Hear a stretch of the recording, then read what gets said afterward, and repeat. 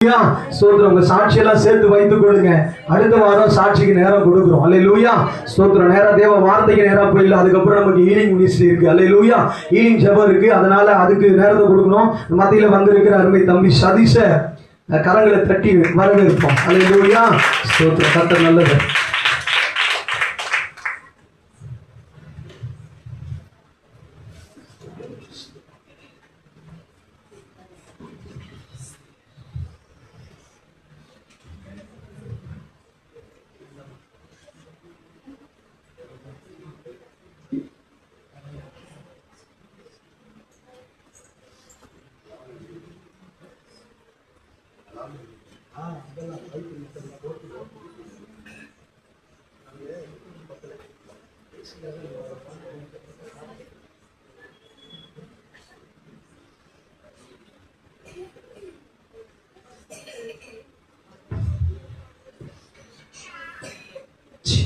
Jesus ஹல்லேலூயா. கர்த்தர் நல்லவர், அவர் கிருபை என்றும் உள்ளது. ராமன் சொல்லுகிற சத்தத்தை உயர்த்தி ஜீசஸ் நிறுவ வேலையிலும் தேவனுடைய பாதத்தில் அமர்ந்திருக்கிற நீங்கள் உண்மையாகவே பாக்கியவன்கள், பாக்கியவதிகள். கர்த்தர் இப்போ இருக்கிறத காட்டிலும் கர்த்தர் உங்களை பல மடங்கு உயர்த்துவாராக. ராமன் சொல்லுங்களேன், அப்படியே கண்களை மூடி அப்பாவை பார்த்து தேங்க்யூ ஜீசஸ், தேங்க்யூ ஜீசஸ். என் கூட பேசுங்க ஆவியானவர். சொல்லுங்க, என் கூட பேசுங்க ஆவியானவர். Thank you Jesus. நன்றி அப்பா, நன்றி அப்பா. என் கூட பேசுங்க, என் கூட பேசுங்க, என் கூட பேசுங்க. எவரை கொண்டும் உம்மால் பேச முடியும். உங்களுடைய சத்தத்தை கேட்க நான் வந்திருக்கிறேன்ப்பா. Thank you Jesus. இந்த சத்தத்தை கேட்க வந்திருக்கிறேன். கர்த்தர் என்னோடு பேசுங்க ஆவியானவர். எங்க போதும் ஏசப்பா, உங்க சமூகம் எனக்கப்பா. ஆவியானவர், நீங்க போதும் ஏசப்பா, உங்க சமூகம் எனக்கப்பா. ஒரே ஒரு வார்த்தை, நீங்க போதும், நீங்க போதும் ஏசப்பா, உங்க சமூகம் எனக்கப்பா. நீங்க எங்க கூட பேசுங்கப்பா. அதை கேட்க ஆசையா இருக்கிறோம், ஆயத்தமா இருக்கிறோம். கர்த்தர் எங்களோடு கூட இடைப்படுவீராக. எல்லா கட்டுகளும் அவிழ்க்கப்படுவதாக, எல்லா அந்தகார வல்லமைகள் கட்டப்படுவதாக. உங்க நாமம் மகிமைப்படட்டும். இயேசுவின் நாமத்தில் பிதாவே, ஆமென், ஆமென். ஹல்லேலூயா. ஜீசஸ். கர்த்தர் நல்லவர். இந்த நாளிலும் ஜெபத்தின் முக்கியத்துவமும் ஜெபத்தின் மேன்மையும் இந்த தலைப்புள்ள தேவ செய்தியை நாம் கேட்க போகிறோம். கர்த்தர் நல்லவர். ஜெபம் தேவனுடைய சிங்காசனத்தை அசைக்குமா? ஆமென் சொல்லுங்க. ஜெபம் அற்புதங்களை செய்ய வைக்கும். ஜெபம் இல்லாதவர்களை உருவாக்கும். ஜெபம் பிசாசின் நுகங்களை முறித்து போடும். ஜெபம் உன் சத்துருக்களை துரத்தும். ஜெபம் பிசாசின் அந்தகார வல்லமைகளை அடித்து போடும். ஜெபம் பரலோகத்தை கீழே இறங்கி வர பண்ணும். ஜெபம் ஒன்னையும் கர்த்தரையும் ஒன்றாக இழுத்து விடும். ஒரு ஆமென் சொல்லுங்கல்ல. என்னாகமம் 13வது அதிகாரத்தில் மோசே கோத்திரத்தின் பிதாக்கள் ஒரு 12 பேரை கர்த்தர் ஆயத்தம் பண்ணின இடத்தை எப்படி இருக்கிறது அந்த தேசம், நீங்க போயிட்டு வாங்க, அதை பார்த்துட்டு வாங்கன்னு சொல்லி மோசே அனுப்புகிறார். நல்ல கவனிங்க, நீங்க வேதத்தை வாசிக்க தேவையில்லை, பாருங்க. 40 நாள் இவர்கள் அந்த தேசத்தை சுத்தி பார்த்துட்டு வராங்க. 40 நாள்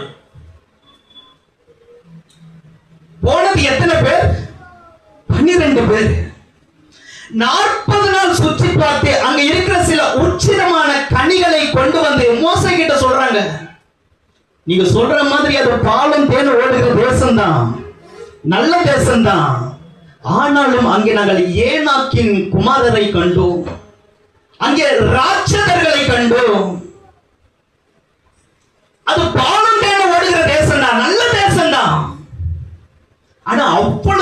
முன்பாக நாம் அந்த தேசத்தை போய் சுதந்திரித்துக் கொள்ள முடியாது. எத்தனை பேர் சொல்ற? 10 பேர் சொல்றாங்க. போன 12 பேர்ல 10 பேர். என்னாகமம் 13:32 அங்கே ராட்சத பிறவியான ஏனாக்கின் குமாரராகிய ராட்சதரையும் கண்டோம்.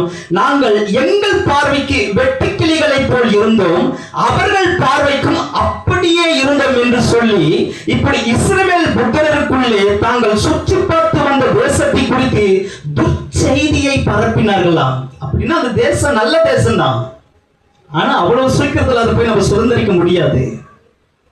இப்ப மோசேக்கு முன்னாடி முறுமுறுக்க ஆரம்பிக்கிறார்கள். நாங்க எகிப்தில நல்லா இருந்திருந்தா அங்கே நல்லா இருந்திருப்போமே.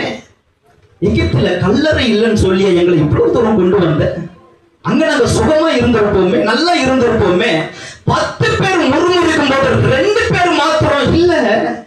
30வது வசனம், அப்பொழுது காலேப் மோசேக்கு முன்பாக ஜனங்களை அமர்த்தினார். உடனே போய் அதை சொல்லுங்கல்ல, சுதந்திரித்துக் கொள்ளுவோம், நாம் அதை எளிதாய் ஜெயித்து கொள்ளலாம்.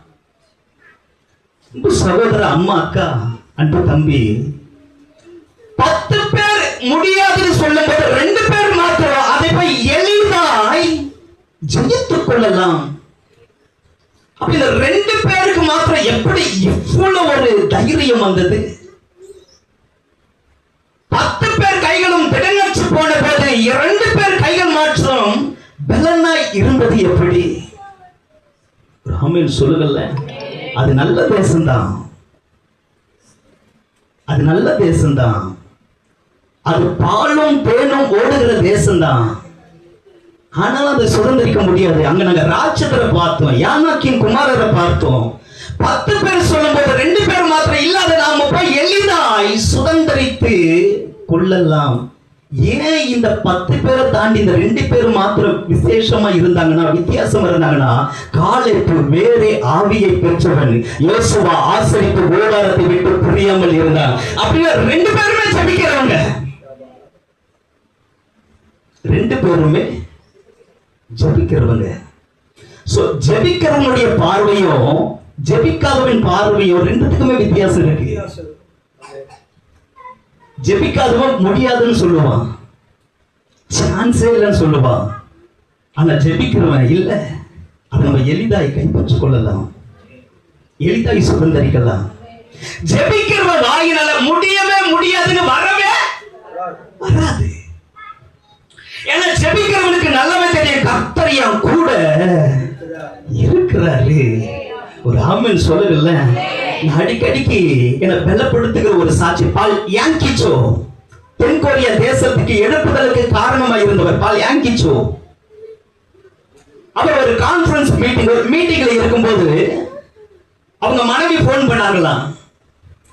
எப்ப நம்ம 2வது புள்ள சாமுவேல் இன்னும் கொஞ்ச நேரத்துல மறிக்க போறான், மதியம் அவனுக்கு லஞ்ச் கொடுத்து விடல, அதனால ஒரு ஹோட்டல்ல போய் சாப்பாடு வாங்கி சாப்பிட்டான். அந்த சாப்பாடு கெட்டு போன சாப்பாடு விஷமாய் மாறி ஏறத்தாழ 30 பிள்ளைகள் மரித்து போனார்கள். நாம பிள்ளையும் இன்னும் கொஞ்ச நேரத்துல மரித்து போகிறான். அப்ப பால் யாங்கிச்சோ அந்த கூட்டத்தை விட்டு ஓடி வீட்டுக்கு வந்தாராம். இந்த 2வது மகன் சாமுவேலை இவருடைய அறையில அந்த பெட்டுல அப்படி படுக்க வச்சிருந்தாங்களாம். அப்ப வந்து பார்க்கும்போது பால்யாங்கிச்சோ தன் பிள்ளையை பார்க்கும்போது மூச்சுக்கு திணறி கொண்டிருந்தான். இன்னும் கொஞ்ச நேரத்துல பிள்ளை செத்து போக போகுது, முகெல்லாம் ஒரு மாதிரி கருவடைஞ்ச மாதிரி ஆயிப்போச்சு, இன்னும் கொஞ்ச நேரத்துல பிள்ளை செத்து போக போகிறான். அப்ப பால்யாங்கிச்சோ ஜெபிச்சாராம், என் பிள்ளைக்கு பதில நான் செத்துறேன், நீங்க என்ன எடுத்துக்கோங்க, என்ன எடுத்துக்கோங்க. ஆனா ஜெபித்த பார்த்தா ஒரு மாற்றமும் வரலையா. ஏன்னா ஆவியானவர் எதிர்பார்ப்பது இந்த ஜெபத்தை அல்ல. ஜெபிக்கிறதுல பல விதங்கள் உண்டு.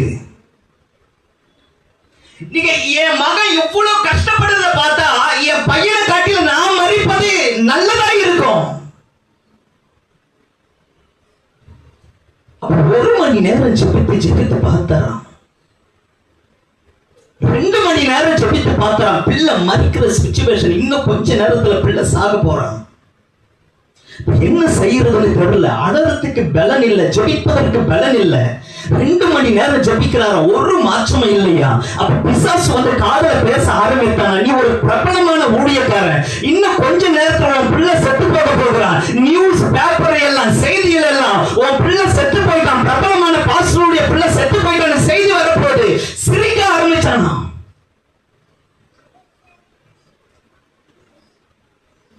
பிள்ளை நிலைமை பார்த்தா இன்னும் கொஞ்ச நேரத்துல சாக போறான். பால் யாங்கிச்சோ ஜெபிக்க முடியல, அதுக்கு மேல 2 மணி நேரத்துக்கு மேல. அப்போ ஒண்ணு செஞ்சாராம், 3வது மணி நேரத்துல கீழே உருண்டு பெறல ஆரம்பிச்சாராம். பலன் இல்லாண்டவர் எனக்கு கிருபகங்காவியாருடைய பிள்ளையை எப்படியாவது எனக்கு உயிரோடு எழுப்பித்தாரும், என் பிள்ளையை எப்படியாவது எனக்கு எழுப்பித்தாரும் என்று கீழே உருண்டு பரண்டு அழ ஆரம்பித்தாராம். திடீரென 3 மணி நேரத்துக்கு பிற்பாடு வானம் திறக்கப்படுகிறதை பார்த்தாராம். ஒரு தேவ மகிமை தன் மேல இறங்குகிறதையும் தேவ பிரசன்னத்தையும் அனுபவிக்க ஆரம்பித்தாராம். உடனே அதுவரைக்கும் இல்லாத ஒரு பலன், அதுவரைக்கும் இல்லாத ஒரு விசுவாசம் எழுந்து நின்று தன் மகனாகிய சாமுவேலை பார்த்து சொன்னா, சாமுவேலே, இயேசுவின் நாமத்துல எழுந்துரு. அவருக்கு தெரியும் இன்னும் கொஞ்ச நேரத்துல என் பிள்ளை எழுந்திருக்க போறான்னு. அதனால விசுவாசிக்க முடிஞ்சுட்டான். அப்ப சாமுவேலை பார்த்து சொன்னாங்க, சாமுவேலே, இயேசுவின் நாமத்தினால எழுந்து உட்கார்ந்தானா. ராமன் சொல்லுங்கல, ராமன் சொல்லுங்கல.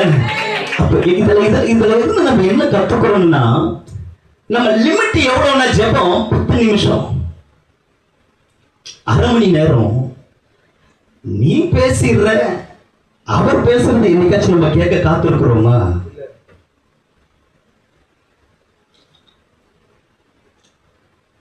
அப்ப பாலியங்கிச்சோ அவங்க மகன் சாமுவேல் சொல்றாரா, அப்ப ஜீசஸுக்கு ஹாய் சொல்லுங்க, ஹலோ சொல்லுங்க. அவருக்கு ஒண்ணும் புரியலையா, தன்னையெல்லாம் ஒரு மாதிரி அப்படி தடவி பார்க்கற, எங்க நிக்கிறாரு ஜீசஸ், எங்க நிக்கிறாரு? இல்ல ஜீசஸ் இங்கதான் நிக்கிறாரு, ஒரு ஹலோ சொல்லுங்க ஜீசஸுக்கு. அப்ப சொன்னாரு, இது எப்படி சாத்தியம், நீ எப்படி வந்த?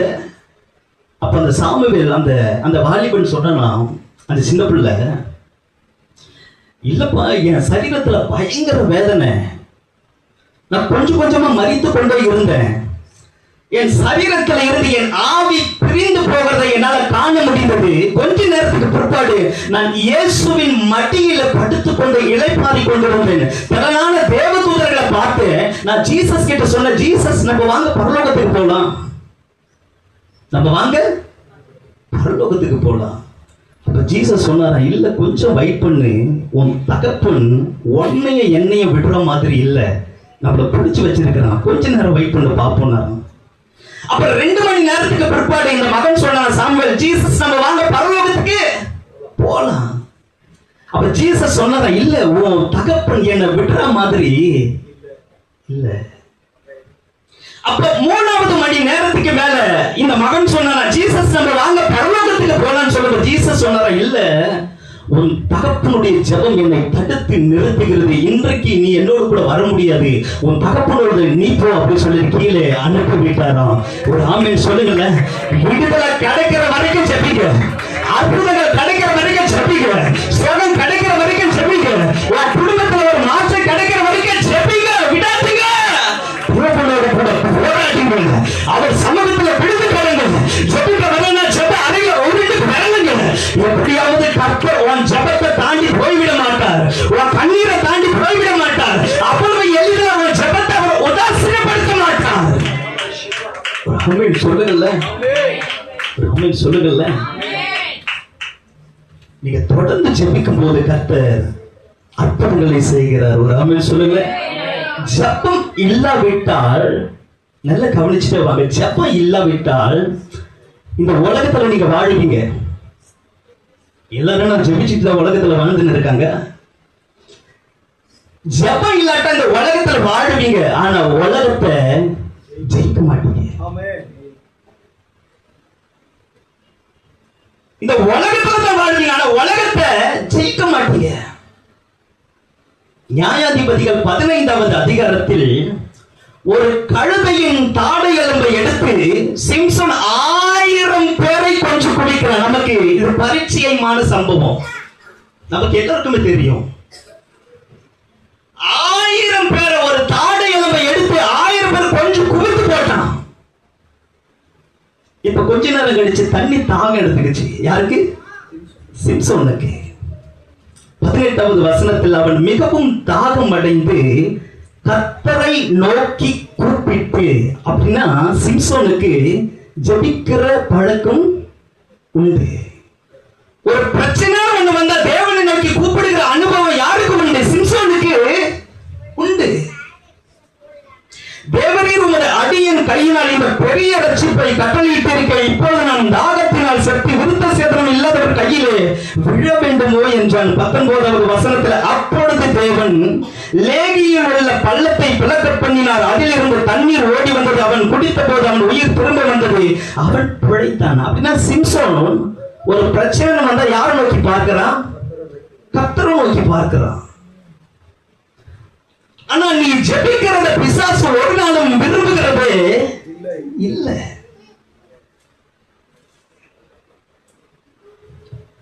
உன் ஜெபத்தை, உன் ஜெப நேரத்தை ஒரே அடியா பிசாசு பிடிக்கிறது இல்ல. கொஞ்சம் கொஞ்சமா கொஞ்சம் கொஞ்சமா கொஞ்சம் கொஞ்சமா உன் சூழ்நிலையை பார்த்து அந்த ஜெப நேரத்தை விட இதுல என்ன தப்பு இருக்கு, இப்ப இந்த வேலை செய்யறதுல என்ன தப்பு இருக்கு, கொஞ்சம் கொஞ்சமா கொஞ்சம் கொஞ்சம் உனக்கே தெரியாது தப்புன்னு. அந்த வேலை முக்கியமான வேலை போல இருக்கும். ஜெப நேரத்தை காட்டிலும் பிசாசு ஒரு ஜெப நேரத்தை ஒரே அடியாக ஒரு மனுஷன் இடத்துல ஒரு மனுஷிடத்துல பிடிக்கவதில்லை. கொஞ்சம் கொஞ்சமாக கொஞ்சம் கொஞ்சமாக. அப்ப இந்த சிம்சோனுடைய ஜெபத்தை பிசாசு கொஞ்சம் கொஞ்சமாக திருடி கொண்டே வருகிறான். ஜெபிக்கிறவன் இப்ப ஜெபத்தை மறந்த போது நியாயாதிபதிகள் 11:1 பின்பு சிம்சோன் காசாவுக்கு போய் அங்கே ஒரு வேசியை கண்டு அவளிடத்திலே போனான். ஜெபிக்கிறவனுக்கு என்னையும் வேலை. நல்லா கவனிச்சுட்டே வாங்க. இவன் ஜெபிக்கிறவன். ஆனா ஜெபிக்கிறத நிறுத்தினதுனால, ஜெபத்தை ஸ்டாப் பண்ணதுனால எங்க இருக்க வேண்டிய ஆளு எங்க இருக்கிறான்?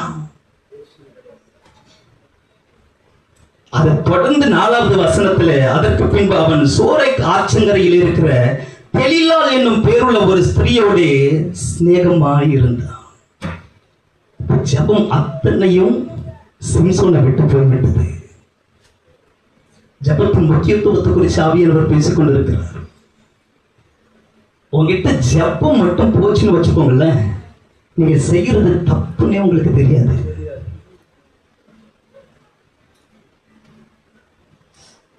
உங்களுக்குள்ள ஜெபம் மட்டும் இல்ல, நான் செய்யறது தப்புன்னு தெரியாது.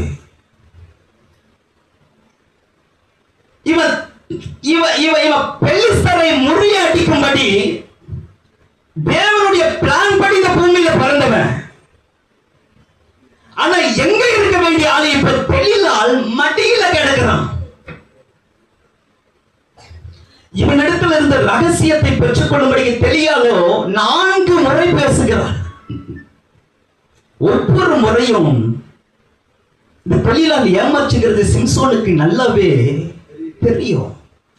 ஆனா இங்க தாகமா இருந்த போது தேவனை நோக்கி கூப்பிட தெரிஞ்ச சிம்சோனுக்கு இங்க மடியில இருக்கும்போது கூப்பிட முடியல. ஏதாச்சும் ஒண்ணு தேவனை பார்க்கிற சிம்சோனுக்கு இப்ப தேவனை பார்க்க முடியல.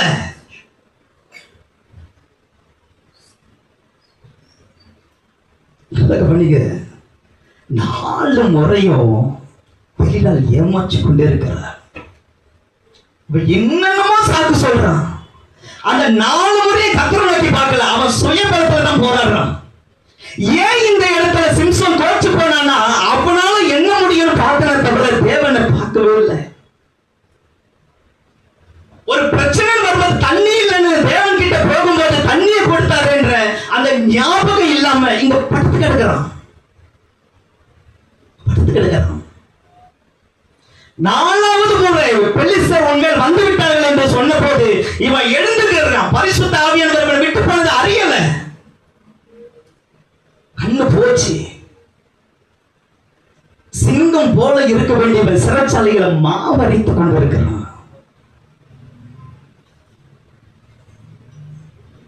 ஜபம் மட்டும் போச்சுன்னா பிசாசு உன்னை எங்க கொண்டு போய் நிறுத்துவான்னு உனக்கே தெரியாது.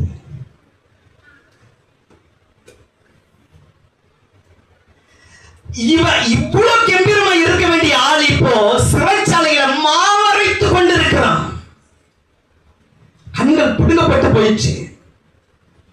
3000 பேருக்கு முன்னாடி வேடிக்கை காட்டும் பொருளாக இப்ப சிம்சோன் நிக்கிறான். 3000 பேருக்கு முன்னாடி, 3000 பேருக்கு முன்னாடி 300 நரிகளை பிடிச்சவன், ஒரு தாடை எலும்பை எடுத்து 1000 பேரை கொன்று குவித்து போட்டுவன், சிங்கத்தின் வாயை ஒரு ஆட்டை போல கிழிச்சு போட்டுவன். இப்ப எப்படி இருக்கிறான்? குருடனா இருக்கிறான், தடப்பிட்டு கிடக்கிறான், சிறைச்சாலையில மாம்பறித்துக் கொண்டிருக்கிறான். சிம்சோனை பார்த்தால பயந்து நடுகிற பெலிஸ்தன் இப்போ கிண்டலும் கேலியுமாய் செய்து கொண்டிருக்கிறான். இதுக்கெல்லாம் என்ன காரணம் தெரியுமா? ஜெபம் இல்லை, ஜெபம் இல்லை, ஜெபம் இல்லை. இப்ப எல்லாம் போன பிற்பாடு நியாயாதிபதிகள் 16:28 அப்பொழுது சிம்சோன் கர்த்தரை நோக்கி கூப்பிட்டு, கர்த்தராகிய ஆண்டவரே, என் 2 கண்களுக்காக ஒரே தீர்வையாய் பெலிஸ்தர் கையிலே பழி வாங்கும்படிக்கு இந்த ஒரு விசை மாத்திரம் என்னை நினைத்தருளும் தேவனே, பலப்படுத்தும். அந்த மடியில இருக்கும் போதெல்லாம் ஜெபிக்காதவன் கடைசி கிளைமாக்ஸ் முடிய போகுது. 50வது வசனம், என் ஜீவன் பெலிஸ்தரோட கூட மடிய கடவுது என்று சொல்லி பலமாய் சாய்க்க அந்த வீடு அதில் இருந்த பிரபுக்கள் மேலும் எல்லா ஜனங்கள் மேலும் விழுந்தது. இவ்விதமாய் அவன் உயிரோடு இருக்கையில் அவனால் கொல்லப்பட்டவர்களை பார்க்கலாம், அவன் சாகும்போது அவனால் கொல்லப்பட்டவர்கள் அதிகமாக இருந்தார்கள். அப்போ ஜெபிச்ச கர்த்தர் ஜெபத்தை கேட்கிறார். இவன் கடைசி நேரத்துல தேவனே கூப்பிடுறான், கர்த்தரும் பதில் தர்றாரு. இங்க வரும்போதுதான் கர்த்தர் என் கண்ணை திறந்து விட ஆரம்பிச்சாரு. நான் இதை தியானிக்கும் போது இவன் பாவம் செஞ்சுட்டான். யாரு? சிம்சோன். தேவ திட்டத்துக்கு மாறாக நடந்துட்டான். இவன் மேல பரலோகம் என்ன ஒரு பிளான வச்சது, அந்த பிளான ஒண்ணு இல்லாம ஃபுல் ஸ்டாப் வச்சுட்டான். முழுசா நடக்கல, முழுசா நடக்கல. அத ஒரு பகுதி மட்டும்தான் நடந்தது, முழுசா நடக்கல. 100% ஒரு 20% தான் நடந்தது, 80% நடக்கல. அப்போ தேவனுக்கு எவ்வளவு கோபம் இருந்திருக்கும்.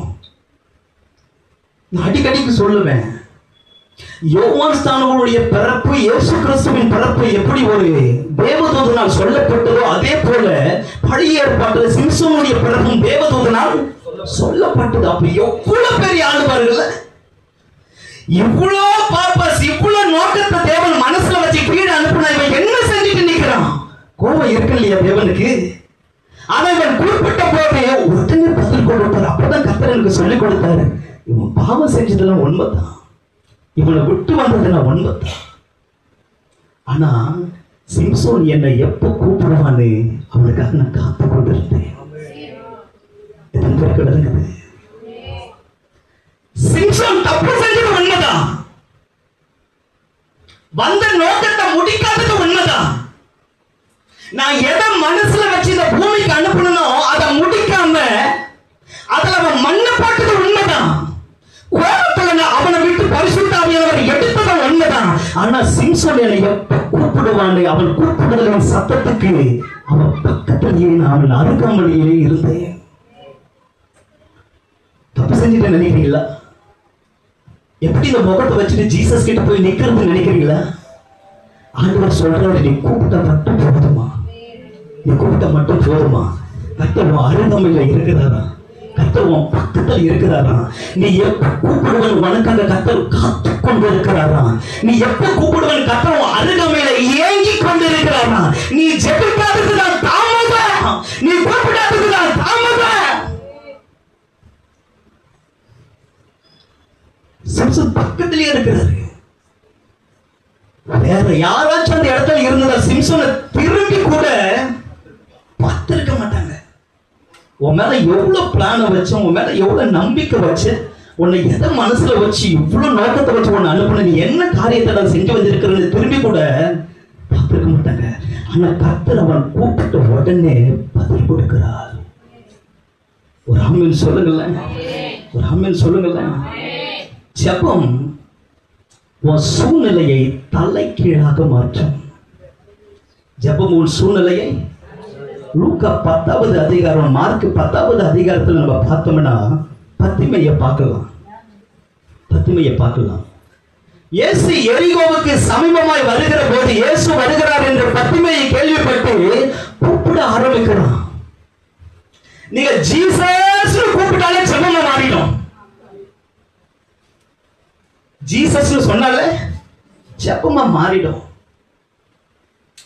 இப்ப இயேசு நடந்து வராருன்னு இவன் கேள்விப்பட்ட உடனே கூப்பிட ஆரம்பிச்சுட்டான். அக்கம் பக்கத்துல இருக்கிறவங்க எல்லாம் அதட்ட ஆரம்பிக்கிறாங்க, சீஷர்கள் அதட்ட ஆரம்பிக்கிறாங்க. ஆனா இவன் எதையுமே பெருசா என்னல, ஏன்னா எனக்கு விடுதலை இயேசு கிட்ட மட்டும்தான் இருக்கிறது கண்டுபிடிச்சான். நீங்க எங்கெங்கேயும் சுத்தி வரீங்கல்ல, ஆனா உங்களுக்கு பதில் ஜீசஸ் தான். எங்கெங்கேயும் காசு செலவு பண்றீங்கல்ல, எத்தனை நேரம் முயற்சி பண்ணி தோத்து போறீங்கல்ல, உங்க முடிவு ஜீசஸ் தான். எது தெரியுமா தாமதம்? நீ கூப்பிடுறதுதான் தாமதம். நீ கூப்பிடுறதுதான் தாமதம். நீங்க நல்லா கவனிச்சு பாத்தீங்கன்னா 10வது லூக்கா 10:35 இருந்து 43 வரைக்கும், மார்க் 10 இருந்து 46 இருந்து 52 வரைக்கும் வாசிச்சீங்கன்னா அவனை அதட்டுறாங்க. பேசாம இரு, பேசாம இரு, பேசாம இரு. அவர் எவ்வளவு பெரிய ஆளு, எவ்வளவு பிஸியா போயிட்டு இருக்காரு. இந்த நேரத்தில் அவரை போய் நீ கூப்பிட்டு இருக்கிற, நீ ஒரு பிச்சைக்காரன். அதற்காங்க. ஆனா இவனோ தாவீதின் குமாரனே, எனக்கு இறங்கும். என்ன ஒரு அழகு! அவன் கண்டுபிடிச்சுனா இதுக்கு மேல நான் இந்த பிச்சைக்கார வேஷத்தை போட்டு இங்க உட்கார விரும்பல. நான் மற்ற மனுஷர்கள் போல வாழ விரும்புறேன். நான் நல்லா இருக்க விரும்புறேன். நான் நல்லா இருக்கணும்னா ஜீசஸ் கிட்ட போகணும். நான் நல்லா இருக்கணும்னா ஜீசஸ கூப்பிடணும். இந்த நேரத்தை விட்டா வேற நேரம் இல்லைன்னு பத்திமையை கண்டுபிடிச்சுதான். பிராமன் சொல்லுங்கல்ல, இந்த விடுதலை ஜபம் இல்லைன்னா இன்னொரு ஜபம் இல்லைன்னு நீங்க கண்டுபிடிக்கணும். இல்ல அடுத்த மாசம் பார்த்துக்கலாம், அடுத்த வாரம் பார்த்துக்கலாம், அடுத்த நாள் பார்த்துக்கலாம். இல்ல, ஜீசஸ் நிற்கும் போது கூப்பிட ஆரம்பிச்சுங்க. ஜீசஸ் நிற்கும் போது கூப்பிட ஆரம்பிச்சிருங்க. நீங்க கூப்பிடுறது மட்டும்தான் தாமதம். நீங்க கூப்பிட்ட அடுத்த செகண்ட்ல கர்த்தர் அருகாமையில் நிற்பார். ஒரு ஆமென் சொல்லுங்கல்ல. இப்ப கூப்பிடுறார், தாவீதின் குமாரனே எனக்கு இறங்கும். அத்தனை பேருக்கு இவன் சத்த அருவருப்பா இருந்தாலும் இவர் மட்டும் ஆசையா கேட்டு அந்த சத்தத்துக்கு அப்படி அடங்கி நிற்கிறாரு. எனக்கு ரொம்ப பிடிச்ச ஒரு காரியம் இந்த பத்மே வாழ்க்கையில, இயேசு நிற்கிறாரு, அவனை கூப்பிடுறாரு, அருகாமையில கூப்பிடுறாரு. இயேசு நின்று, மார்க் 10:39 இயேசு நின்று அவனை தம்மிடத்திலே கொண்டு வரும்படி சொன்னார். இவர் சொன்ன உடனே என்ன தெரியுமா செஞ்சாம, தன் மேல ஒரு போர்வையை போட்டுருந்தான். அதை தூக்கி வேணான்னு போட்டுட்டான். இனி இது எனக்கு தேவையில்லை, இனி எனக்கு தேவைப்படாது இது. ஏன்னா ஜீசஸ் என்ன கூப்பிட்டாரு. இதுக்கு மேல இந்த அழுக்கு வஸ்திரம் எனக்கு தேவைப்படாது, தூக்கி எரிச்சான். என்னை அசைச்ச ஒரு வசனம் அது, என்னை அசைச்சு திருப்பி போட்ட ஒரு வசனம். இதுக்கு முன்னாடி அவன் இயேசுவை பற்றி கேள்விப்பட்டு இருக்கிறான்னா என்ன தெரியல, கேள்விப்பட்டு இருக்கணும். எவ்வளவோ முயற்சித்தோம், அந்த வேலையை, அந்த பிச்சைக்காரன் அந்த வேலையை செஞ்சு அவனுக்கு பழக்கமா இருந்தத அவ கொஞ்சம் கூட எண்ணாம, இதுக்கப்புறம் இது எனக்கு தேவையில்லை, இதுக்கப்புறம் இங்க நான் உட்கார போறது இல்லை. ஏன்னா ஜீசஸ் வந்திருக்கிறாரு, என்ன கூப்பிடுவாரு, நான் கூப்பிட்டு அவரை நிற்பாரு, எனக்கு சுகம் கொடுப்பாரு. நான் ஒரு நார்மல் மனுஷனை போல நல்லா இருப்பேன், மற்ற மனுஷர்களை போல நான் சுகமா இருப்பேன் உள்ளத்தை தீர்மானித்து கூப்பிட ஆரம்பிக்கிறேன். தாவீதின் குமாரன் எனக்கு இறங்கும். இயேசு நின்று, நான் உனக்கு என்ன செய்ய வேண்டும்? இப்ப ஆசைய சொல்றான், நான் பார்வை அடையணும், நான் குருடனா இருக்கிறேன். இந்த எரிகோ வீதியில தான் இத்தனை வருஷமா குருடனா உட்காந்து பிச்சை கேட்டு இருக்கிறேன். ஆனா நான் இப்படி இருக்க விரும்பல ஜீசஸ், நான் பார்க்கணும்னு ஆசைப்படுறேன், நான் பார்க்கணும்னு ஆசைப்படுறேன். கர்த்தர் சொல்லுகிறார், இயேசு அவனை நோக்கி, நீ பார்வை அடைவாயாக, உன் விசுவாசம் உன்னை ரட்சித்தது என்றார். 43வது வசனத்தில் உடனே அவன் பார்வை அடைந்து தேவனை மகிமைப்படுத்தினான். அவருக்கு பின் சென்றான். D minor. தேங்க்யூ. இயேசுவுக்கு பின்னாடி போறான். இயேசுவுக்கு பின்னாடி போறேன்னா என்ன செஞ்சிருப்பான் நினைக்கிறீங்க? ஊழியம் செஞ்சிருப்பான். ஊழியக்காரனை மாறி இருப்பான். ஒரு ஆமென் சொல்லுங்கல்ல. Thank you Jesus. நன்றி அப்பா, நன்றி அப்பா. இப்ப ஜீசஸுக்கு பின்னாடியே போறான். எங்கெல்லாம் ஜீசஸ் போறாரோ அங்கெல்லாம் போறான், அங்கெல்லாம் போறான். எனக்கு நீங்க பார்வைப்படுத்தீங்கன்னு சொல்லி சாட்சியை சொல்றான். எனக்கு ஜீசஸ் பார்வையை கொடுத்தாரு, என் கண்ணை திறந்து விட்டாரு. நான் ஒரு பிச்சைக்காரனா இருந்தேன், என் வாழ்க்கையை மாற்றினவர் ஜீசஸ்னு சொன்னான். சுகத்தை பெற்றுக்கிட்டு எங்கேயே போல, ஜீசஸ் பின்னாடி போனான். அதாங்க சாட்சி, அதாங்க டெஸ்டிமனி. ராமன் சொல்லுங்கல்ல.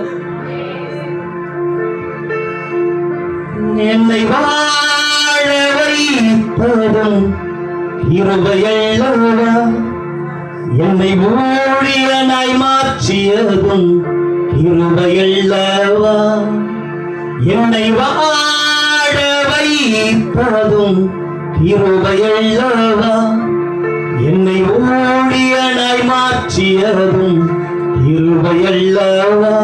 இப்போ பத்மி சொல்றான், உங்க கிருபை இல்லையே எனக்கு வாழ்க்கை இல்லை, உங்க கிருபை இல்லையே எனக்கு ஊழியம். நீங்க மட்டும் சுகத்தை கொடுக்கல, நான் உங்க பின்னாடி வந்திருக்க மாட்டேன். வால்யூம் கம்மி பண்ணுங்க. நீங்க மட்டும் என் கண்ணை திறந்து விடலன்னா இன்னும் அந்த எரிகோ வீதியில நான் பிச்சை தான் எடுத்துட்டு இருப்பேன். ஆனா என் வாழ்க்கையை மாத்தினீங்க பாருங்க, என் வாழ்க்கையை மாத்தினீங்க பாருங்க. உங்களுக்கு கோடி ஸ்தோத்திரப்பா, உங்களுக்கு கோடி ஸ்தோத்திரப்பா.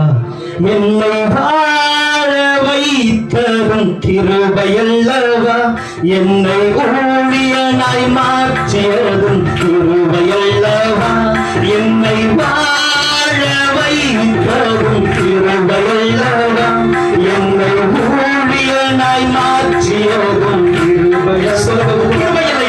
உங்க கிருபையில்லையே எனக்கு வாழ்க்கை இல்லை, உங்க கிருபையில்லையே எனக்கு ஊழியம் இல்லை, உங்க கிருபையில்லையே எனக்கு வாழ்க்கை இல்லை, உங்க கிருபையில்லையே எனக்கு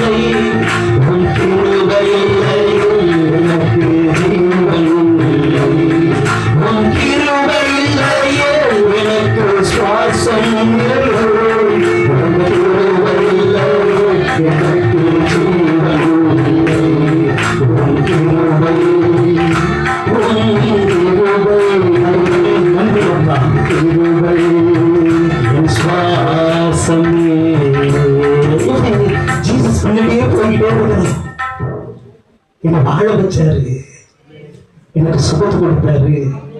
அந்த பத்துமையை போட்டு இன்னைக்கு அவர் பின்னாடி நான் வந்துகிட்டே இருக்கிறேன். ஏன்னா எனக்கு அவர் ஜீவன் கொடுத்தாரு, எனக்கு ஒரு சுகத்தை கொடுத்தாரு, நல்ல பார்வையை கொடுத்தாரு. அது பெரிய ஒரு விபத்து, மறைச்சு போயிருக்கணும். ஊரு ஃபுல்லா பரவி போச்சு. இந்த பையன் செத்து போயிட்டான், இந்த பையன் செத்து போயிட்டான். கொஞ்சம் நெஞ்ச ஆட்டம் ஆடுனா செத்து போயிட்டான். ஆனா அவர் மட்டும் கிட்ட வந்து, இல்ல உன் ஓட்டை இன்னும் முடியல, இன்னும் உனக்கு நிறைய ஓட்டை இருக்கு, நீ நிறைய ஓடணும், எனக்காக நீ நிறைய ஓடணும்னு செத்து போன எனக்குள்ள கர்த்தர் ஜீவனை கொடுத்தாரு, மறுபிறவியும் கொடுத்தாரு. ஆமென் சொல்லுங்கல்ல, ஆமென் சொல்லுங்கல்ல. அப்பதான் எஸ்ஆர்எம் மருத்துவமனையில இருக்கிறேன். எஸ்ஆர்எம் மருத்துவமனையில வயிற்றுல நல்ல ஒரு பெரிய ஆபரேஷன், காலில் பிளைட் வச்சிருக்குது. பிளைட்டை எடுத்து ஒரு 20 நாள் 30 நாள், அதுக்குள்ள வயிற்றுல ஒரு ஆபரேஷன். கையில ஆபரேஷன் பண்ணல, நேரம் இல்லை. அப்ப நான் ஒரே ஒரு லெஃப்ட் காலில் மட்டும் தாங்கி தாங்கி தாங்கி தாங்கி நடந்து ஒரு படிக்கட்டுல ஒரு ஒரு ஒரு ஒரு படிக்கட்டு ஒரு 3-4 ஸ்டெப் என்னால் ஏற முடிச்சுது. தாங்கி தாங்கி நடந்து ஒரு 4 படி எப்படி ஏறி அங்க முட்டி போட்டேன். முட்டி போட்டு கண்ணு மூடி சொன்னேன், நான் ஜீவனோடு இருக்கிறது நல்லா தெரியும், எனக்கு மாத்திரை மருந்து இல்லை, உங்க கிருபை தான், உங்க கிருபை தான். மாத்திரை மருந்து இல்லை, உங்க கிருபை தான் எனக்கு நல்லா தெரியும். ஆனா என்னை எப்படி நீங்க நம்புறீங்கன்றது எனக்கு இது வரைக்கும் தெரியல, இன்னைக்கு வரைக்கும் தெரியல. எனக்கு எப்படி அவரால் நம்ப முடியுதுன்னு எனக்கு தெரியல. அவர் கண்ண மூடி சொன்ன, என்னில் சுவாசத்தை வைத்ததும் கிருபையல்லவா, என்னில் ஜீவனை தந்ததும் கிருபையல்லவா, உங்க கிருபை இல்லையே என்னில் சுவாசம் இல்லை, உங்க கிருபை இல்லையே என்னில் ஜீவன். செத்து போயிட்டு நினைச்சேன். இதுக்கப்புறம் சான்ஸே இல்லைன்னு நினைச்சேன். டாக்டர் சொன்னாங்க, உன் காலை சும்மா காலுன்னு வச்சுக்கலாம், நடக்க முடியாது, ஒன்றும் செய்ய முடியாது. ஸ்டான்லி ஹாஸ்பிட்டல் சொன்னாங்க, உன் கை இதுக்கப்புறம் ஒன்றுத்துக்குமே உபயோகப்படாது, கை அவ்வளவுதான் வச்சுக்கலாம், சட்டை போட்டுக்கலாம், ஆனா ஒண்ணுமே யூஸ் ஆகாதுன்னு சொன்னாங்க. ஆனா இன்னைக்கு எல்லாமே செயல்படுது, எல்லாமே யூஸ் ஆகுது. ராமன் சொல்லுங்கல்ல, ராமன் சொல்லுங்கல்ல. எப்போ எப்போ எப்போ நான் மரித்து போயிருக்கணுமோ அப்பத்துல இருந்து என் ஓட்டமே ஸ்டார்ட் ஆச்சு. ராமன் சொல்லுங்கல்ல. இந்த பாட்டை ரிலீஸ் பண்றதுக்கு பாஸ்டர் பென்சி பாஸ்டர் ஜெபிக்கணும்னு சொல்லி நாங்க தீர்மானிச்சிட்டோம். ஜெபத்தின் மேன்மையை குறித்து சொல்றேன். இப்போ பென்சி பாஸ்டர் தான் ஜெபிக்கணும்னு சொல்லிட்டோம். ஆனா பாஸ்டர் பாவம் அவரால் முடியல, நேரம் இல்லை அவருக்கு. ஊழியன்னு ஓடிக்கிட்டே இருந்தாரு. அதுக்கு முன்னாடி பாஸ்டர் நான் பார்த்ததும் இல்லை, அவர்கிட்ட பேசுனதும் இல்லை. ஏதோ ஒரு ஃப்ளோல ஒரு ப்ரேயர், ஒரு மீட்டிங் முடிச்ச உடனே நம்ம டீம்ல ஜெபகனி அக்கா இருக்காங்க. அவங்க சொன்னாங்க, சதீஷ் நீங்க ஃபர்ஸ்ட் ஒரு சாங்கை ரிலீஸ் பண்ற, ஏதாச்சும் ஒரு பாஸ்டரை வச்சு ரிலீஸ் பண்ண அப்படின்னு. ஒண்ணு நான் யோசிக்காம பென்ஸ் பாஸ்டர் வச்சுக்கலாம்னு சொல்லிட்டேன். என் வாயில ஏன் வந்துச்சுன்னு தெரியல, பென்ஸ் பாஸ்டர் வச்சுக்கலாம்னு சொல்லிட்டேன். அப்ப என் மைண்ட்ல அப்படியே ஃபிக்ஸ் ஆகி போச்சு, சார் பாஸ்டர் ஜெபிக்கணும்னு. அதுக்கு முன்னாடி அவரை நான் பார்த்ததும் இல்லை, அவர்கிட்ட பேசுனதும் இல்லை, அவர் கான்டாக்ட் எதுவுமே என்கிட்ட இல்லை. ஆனா கொஞ்ச நாள் இதுக்காக நாங்க ஜெபிச்சுட்டே இருந்தோம், நாங்க டீமா ஜெபிச்சுட்டே இருந்தோம், சபையா ஜெபிச்சுட்டே இருந்தோம். ஆனா நாள் வந்தது, பாஸ்டர் நம்ம சென்னைக்கு இங்க வராங்க. அவர் வந்த பலிபடத்துல அவர் உட்கார்ந்த இடத்துல நானும் உட்கார்ந்துட்டு இருந்தேன், அவர் பாடின இடத்துல நானும் பாடினேன். ஆனா அப்புறம் அவரால் அந்த டைம்ல ஜெபிக்க முடியல, த்ரோட் சரியில்லைன்னு சொல்லிட்டாரு. சரின்னு விட்டுட்டோம். சாங்கெல்லாம் ப்ரோமோலாம் ரிலீஸ் பண்ணி ஒரு 5 நாள் 6 நாள் இருக்கும், 6 நாள் இருக்கும். எனக்கு ரொம்ப இம்பார்ட்டன்ட், நம்ம பாட்டுக்கு ஒர்க் பண்ண ஒரு பிரதர் சொன்னாரு, நீங்க ஏன் பாஸ்டர் பென்ஸ் பாஸ்டர் ஜெபிக்கணும்னு ஆசைப்படுறீங்க, ஏன் பென்ஸ் பாஸ்டர் ஜெபிக்கணும்னு ஆசைப்படுறீங்க? நம்ம அப்படியே டைரக்டா விட்டு, நம்ம இல்லை பிரதர், நம்ம இந்த மாதிரி பாஸ்டர் ஜெபம் பண்ணணும்னு சொல்லிட்டு நம்ம ஜெபிச்சிருக்கிறோம், ஜெபம் வேஸ்டா போயிடுமே, வீணாயிடுமே. நான் இத்தனை வருஷமா அந்த ஃபீல்டில் இருக்கேன், பாஸ்டர் யாருக்குமே ஜெபிச்சது இல்லை, அதனால நீங்க தலை கீழே நின்னாலும் பாஸ்டர் உங்களுக்கு ஜெபிக்க மாட்டார். அவர் ஜெபிக்க மாட்டாருன்னு சொல்லி இருந்தா பிரச்சனை இல்லை. சதீஷுக்கு என்ன பிரச்சனைனா, தலை கீழாக நின்று ஜெபித்தால் அவரு எப்படி முடியாம போனோம். ராத்திரி ஒரு 12-12 வரைக்கும் இவருக்கு நான் போன் பண்ணிட்டேன், நீங்க என்ன பண்ணுவீங்களா ஏது பண்ணுவீங்களா எனக்கு தெரியாது, நான் இங்க முழங்கால நிக்கிறேன், அந்த பாஸ்டர் தான் பாட்டுக்கு ஜெபிக்கணும், அப்பதான் நம்ம பாட்டை ரிலீஸ் பண்றோம்னு சொல்லிட்டேன். நம்ப மாட்டீங்க, நடந்து ஒரு 4 நாள் 3 நாள் இருக்கும், கர்த்தருடைய பாதத்திலே விழுந்து கிடங்க, நீ தலை கீழா நின்னாலும் பாஸ்டருக்கு ஜெபிக்க மாட்டேங்கிற வார்த்தையை மண்டியில உட்கார்ந்துருச்சு. ஒரு 4 நாள் கழிச்சு பாஸ்டருக்கு எனக்கு போன் வருது, நான் சென்னைக்கு தான் வரேன், நீங்க வாங்க நம்ம ஜெபிச்சிடலாம் அப்படின்னு சொல்லி. இங்க ஸ்கைவாக் ஆப்போசிட்ல இருக்கிற சபைக்கு பாஸ்டர் வந்துட்டாங்க, நான் பாஸ்டர் எல்லாம் போவாஸ் பாஸ்டர் எல்லாம் போயிட்டோம்.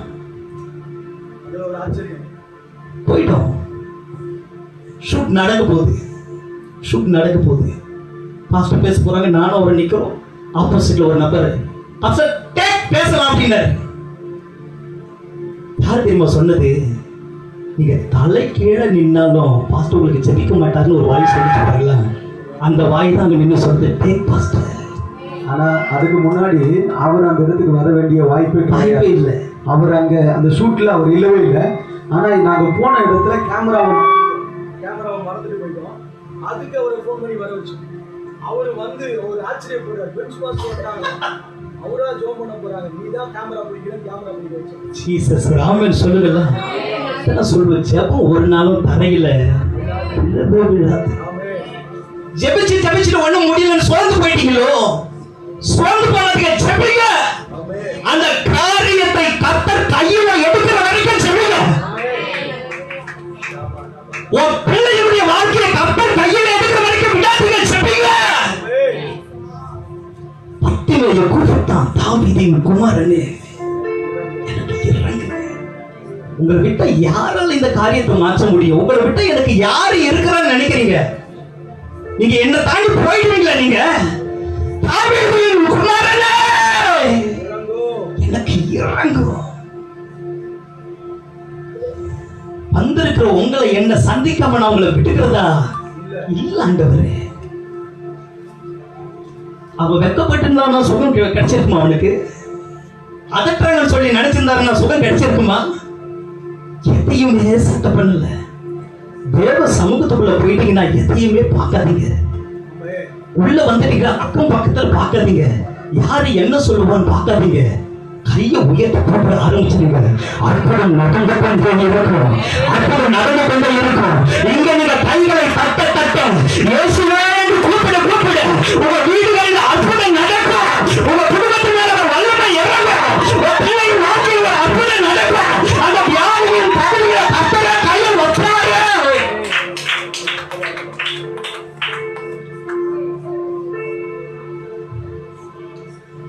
ஜெபம் அவரை உன்னிடத்தில் இழுக்க ஆரம்பிக்கும். ஜெபம் உன்னை சீஷனாய் மாற்றும். பத்துமைய சீஷனா மாறிச்சு. ஜெபம் உன் தலையெழுத்தைய மாற்றி எழுதும். ஜெபம் தேவனிடத்தில் இருந்து சுகத்தை பெறப்படும். ஜெபம் நீ இருக்கிற இடத்தையே அசைக்குமா தெரியுங்களா? ஜெபிச்சு பார்த்து ஒண்ணு நடக்கலன்னு நினைக்கிறீங்களோ? வேதம் சொல்லுகிறது அப்போஸ்தலர் 4:31 அவர்கள் ஜெபம் பண்ணின போது அவர்கள் கூடியிருந்த இடம் அசைந்தது. அந்த இடம் அசையணும்னா நீ ஆவியானவர் ஒண்ணு சேரணும். நீ ஆவியானவர் ஒண்ணு சேர்ந்த அந்த இடம் அசைஞ்சுதான் ஆகும். வேதம் சொல்லுகிறது அவர்கள் எல்லாரும் பரிசுத்த ஆவியினால் நிரப்பப்பட்டு தேவ வசனத்தை தைரியமாய் சொன்னார்கள். நீ ரட்சிக்கப்பட்ட உடனே முதல் அற்புதம் உனக்குள்ள என்ன நடக்க முடியல? நீ ரட்சிக்கப்பட்ட உடனே என்ன தெரியுமா நீங்க சொல்லுவீங்க? ஜீசஸ் ஜீசஸ் இயேசுவே. இத ஜீசஸ் கூப்பிடுறீங்களே, இதுக்கு பேர் என்ன தெரியுமா? ஜெபம். இயேசுவேன்னு கூப்பிடுறதுக்கு பேரே ஜெபம் தான்.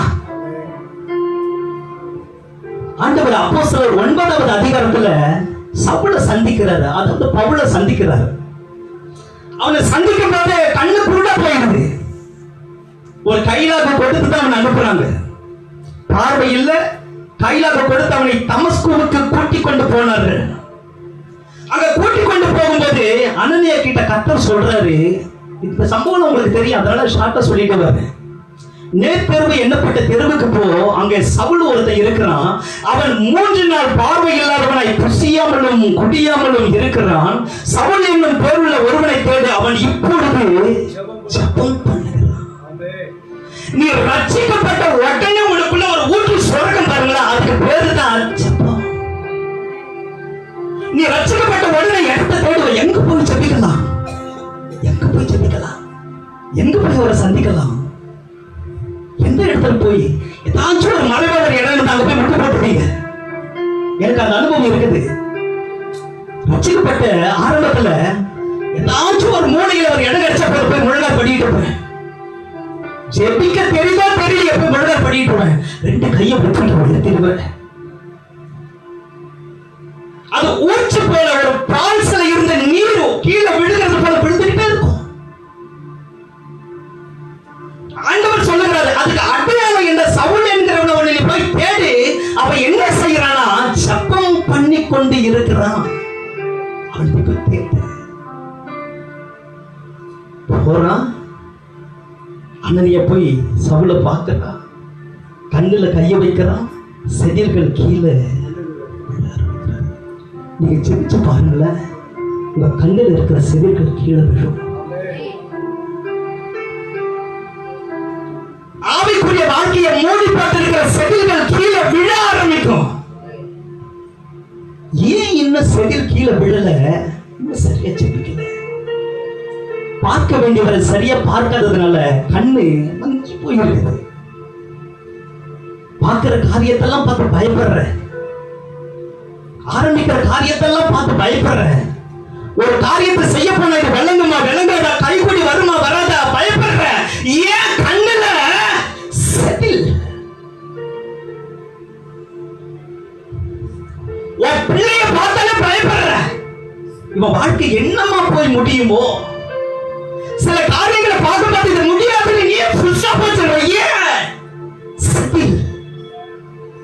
ஆண்டவர் சொல்றது இன்னைக்கு நீ செப்பி அந்த கண்ணில் இருக்கிற செதில்கள் கீழே விழுந்தவனை நான் அனுப்புவேன். ஆமென். அனனியா எப்படி சவுலுடைய லைஃப்ல அப்படி குறுக்கிட்டு வந்தாரோ, இப்ப என்ன கர்த்தருடைய மத்தியில குறுக்கிட பண்ணி இருக்கிறார். ஒரு கண்ணில் இருக்கிற செதில் இன்னைக்கு கீழே விழுந்துட்டான ஆகும். ஜெபிக்க முடியலையா? வேதத்தை தியானிக்க முடியலையா? வாழ்க்கையை அடுத்த கட்டத்துக்கு எடுத்து வைக்க பயப்படுறீங்களா? என்ன பண்றதுன்னு தெரியல நினைக்கிறீங்களா? நீங்க கண்ணில் இருக்கிற செதில் கீழே விழுது. விட்டு கொடுத்து உட்காருங்க, விட்டு கொடுத்து உட்காருங்க. இல்ல ஒரு 10 நிமிஷம் விட்டு கொடுத்து உட்காருங்க. ஜபசந்தியோடு இருங்க. இன்னைக்கு ஏதாச்சும் ஒண்ணு செஞ்சிருங்க. இன்னைக்கு ஏதாச்சும் ஒண்ணு செஞ்சிருங்க. நான் போகும்போது இந்த செதிலோட போகக்கூடாது. நான் போகும்போது இந்த பயத்தோட போகக்கூடாது. நான் போகும்போது இதே கசப்போட போகக்கூடாது. நான் போகும்போது இதே வியாதியோட போகக்கூடாது. நான் போகும்போது இதே பிரச்சனையோட போகக்கூடாது. நான் போகும்போது இதே குழப்பத்தோட போகக்கூடாது. இன்றைக்கு அந்த செதில்கள் கீழே விழுவதாக. செதில் கீழே விழணும்னா உடனே அர்ப்பணிக்கணும். அனனியா கை வைப்பதற்கு பவுல் தன்னை 100% விட்டு கொடுத்தான். கர்த்தர் உன் கண்ணுல கையை வைக்கணும்னா நீ விட்டு கொடுக்கணும். நீ விட்டு கொடுக்கணும். நீங்க சொல்லணும், எந்த இடத்தையும் தொடுவதற்கு உங்களுக்கு அதிகாரம் உண்டு. அப்படியே என் கண்ணுக்கு மட்டும் இல்லையா, ஒட்டு மொத்தத்துக்கும் தேவன் நீங்க.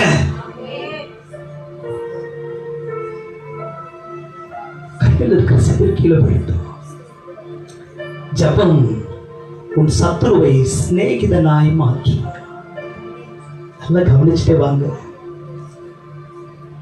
ஜபம் உன் சத்துருவை சிநேகிதனாய் மாற்றி.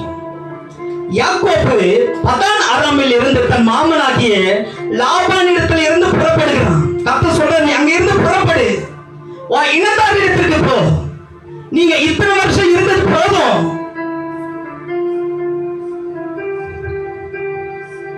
இப்ப 10 அராமில் இருந்து புறப்படுகிறான். நான் இனத்தார் கிட்ட போனேன். இப்ப இதை கேள்விப்பட்ட உடனே ஏசா 400 பேரோட எதிர்த்து வருகிறான். இன்னைக்கு யாக்கோபு என் கையினால மடிய போகிறான், சாக போறான். பல நாள் வருஷம் பகை உள்ள யாருக்கு? ஏசாக்கு. ஆதியாகமம் 32:11 யாக்கோபு சொல்லுகிறான், அவன் வந்து என்னையும் பிள்ளைகளையும் தாய்மார்களையும் முறியடிப்பான் என்று அவனுக்கு நான் பயந்திருக்கிறேன். நிச்சயம் தெரியும், ஏசா என்னை நிச்சயம் கொன்று போடுறான். பயப்படுறான். உள்ளுக்குள்ள திக்கில் பயம். ஆனா இந்த பயத்துல மனுஷன் எனக்கு ஹெல்ப் பண்ண முடியாது. எந்த பெரிய மனுஷங்களும் என் வாழ்க்கையில குறுக்கிட்டு வந்தாலும் ஹெல்ப் பண்ண முடியாது, எந்த அதிகாரிகள் வந்தாலும் குறுக்கிட்டாலும் ஹெல்ப் பண்ண முடியாது. ஆனா நான் ஒண்ணு செய்ய போறேன்னு யாக்கோபு மனசுல தீர்மானிச்சுட்டான். அது என்ன தீர்மானம்? ஆதியாகமம் 32:22 ராத்திரியிலே எழுந்திருந்து தன் 2 மனைவிகளையும் தன் 2 பணிவிடைக்காரிகளையும் தன்னுடைய 11 குமாரரையும் கூட்டிக் கொண்டு யாக்கோபு என்கிற ஆட்சியின் துறையை கடந்தான். 23 அவர்களையும் சேர்த்து ஆட்சியை கடக்க பண்ணி தனக்கு உண்டான யாவற்றையும் அக்கறைப்படுத்தினார். நல்ல கவனிக்க, நல்ல கவனிக்க. தனக்கு உண்டான எல்லாவற்றையுமே யாக்கோபு அக்கறைப்படுத்தினான். இப்ப தனியா நிக்கலாம், தனியா நிக்கலாம். 24வது வசனம் சொல்லுகிறது, யாக்கோபு தனித்திருந்தான். தேவனோடு கூட தனித்திருக்கிற அனுபவம் உங்களுக்கு இருக்கா? தேவனோடு கூட தனித்து நிற்கிற அனுபவம் உங்களுக்கு இருக்குதா? தேவனோடு கூட தனித்து இருக்கிற அனுபவம் உங்களுக்கு இருந்துச்சுன்னா உன் சத்துருவும் உனக்கு சிநேகிதனாய் மாறுவான். எந்த மனுஷனாலும் அவ்வளவு எளிதில் உன் மேல கை போட முடியாது. தேவனோட தனித்திருக்கிற அனுபவம் உனக்கு இருந்துச்சுன்னா 1000 மனிதர்கள் ஒன்று திரண்டாலும் உன்னை ஒண்ணுமே. இப்ப எந்த மனுஷன் குறுக்கிட்டாலும் என்ன பாதுகாக்க முடியாது. என் பிள்ளைகளை, பணிவிடைக்காரிகளை, 11 குமாரர்களை நிச்சயம் ஏசா கொண்டு போடுவான்னு இவன் எதையுமே பார்க்காம எல்லா பிள்ளை குட்டிங்க எல்லாத்தையும் அக்கறைப்படுத்துறான். தனக்கு உண்டான எல்லாத்தையும் அக்கறைப்படுத்துறேன். இவன் பிந்தி தனித்திருக்கிறான். பிந்தி தனித்திருக்கிறான காரணம் யாருன்னு தெரியுமா? தேவனுக்காக காத்து கொண்டு இருக்கிறான். இப்ப இந்த பிரச்சனைக்கு நடுவுல தேவன் வந்து குறுக்கிடணும்னு நினைக்கிறான். சொல்லுங்க, தேவன் வராரு. இப்போ பொழுது விடியும் அளவு போறாராம். பொழுது விடியும் அளவு போறாராம். ஒரு தூதன் சொல்றான் ரொம்ப அழகா, பொழுது விடுகிறது போகட்டும் என்னை விட்டுன்னு சொல்லும் போது இவன் சொல்றான், இல்ல நீங்க என்ன ஆசீர்வதித்தால் ஒழிய நான் உண்மை பதக்கிறதாக இல்லை. தூதன் நினைச்சா போயிருக்கிறவன் ஏன் போக முடியல? இவன் செபக்கிறாயா, முழங்கால நிக்கிறான்.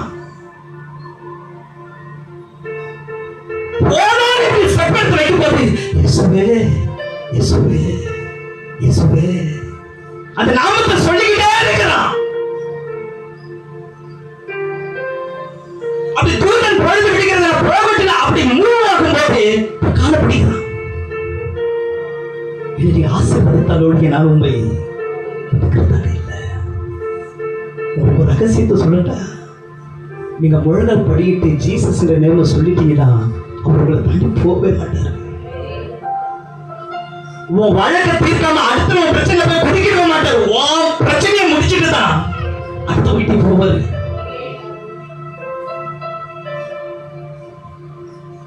அப்படி கெஞ்சுதான் இவன் கர்த்தர் கேட்கிறாரு, உன் பேரு? இவன் சொல்றான் யாக்கோபு. அந்த பேர்ல அப்படி என்ன விசேஷம் இருக்குது? ஏமாத்துக்காரன், அவன் அடையாளத்தை சொல்றான், யாக்கோபு. அண்ணனை ஏமாத்தின, அப்பாவை ஏமாத்தின. நான் இவ்வளவுதான் ஆண்டுகிறேன், நான் இவ்வளவுதான், என்னால இவ்வளவுதான் முடியும். நான் ஏமாத்துக்காரன். நீங்க ஆண்டவர்கிட்ட போகும்போது உங்களை நீங்க பெருசா காமிக்காதீங்க. உங்க அடையாளத்தை சொல்லுங்க. நீங்க எப்படி இருக்கிறீங்களோ அப்படி உங்க அடையாளத்தை சொல்லுங்க. அதோ பாருங்க, நான் இப்படிதான் இருக்கிறேன். நிறைய வாழ்க்கை இருக்குது.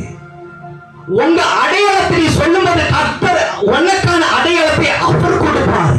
அது யாக்கோபாக ரிட்டர்ன் வராது, இஸ்ரவேலாக வரும்.